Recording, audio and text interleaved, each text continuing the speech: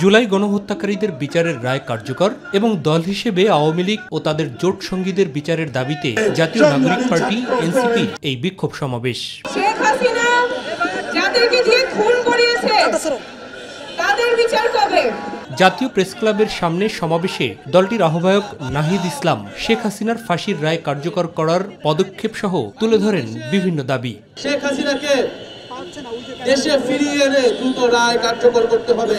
দল হিসেবে আওয়ামী লীগের বিচার নিশ্চিত করতে হবে।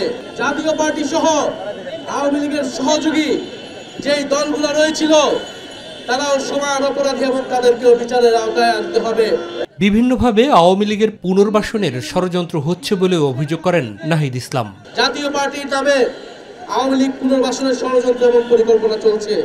জুলাই সনদের কোথাও জাতীয় পার্টিকে রাখা হয় নাই, কিন্তু নির্বাচনে নাকি জাতীয় পার্টিকে রাখা হবে। এটা একটা চক্রান্ত এবং ষড়যন্ত্র। গণহত্যাকারী দল আওয়ামী লীগ এবং শেখ হাসিনাকে ফেরত দিতে পার্শ্ববর্তী দেশের জনগণকে সেই দেশের সরকারের উপর চাপ প্রয়োগের আহ্বান জানান এনসিপির সদস্য সচিব আক্তার হোসেন।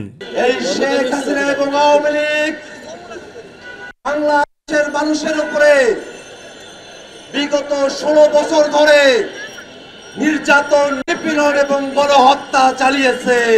কোনোভাবেই দেশের মানুষ ফ্যাসিবাদকে আর মেনে নেবে না বলে মন্তব্য করেন এনসিপির অন্য নেতারা। আরো তার যে ছোট ছোট গৃহপালিত যে দলগুলো রয়েছে, 14 দলীয় জোটের যারা আছে তাদেরকে বিচারের আওতায় নিয়ে আসতে হবে। বাংলাদেশে আওয়ামী লীগকে আবার প্রাসঙ্গিক করার একটা হীন প্রচেষ্টা হচ্ছে। এর আগে দাবির পক্ষে বাংলা মোটরস্থ কার্যালয়ের সামনে থেকে বিক্ষোভ মিছিল শুরু করে এনসিপি। নগরীর বিভিন্ন সড়ক প্রদক্ষিণ করে সমাবেশের মাধ্যমে শেষ হয় জাতীয় প্রেস ক্লাবের সামনে। মাহবুব সৈকত, মাই টিভি, ঢাকা।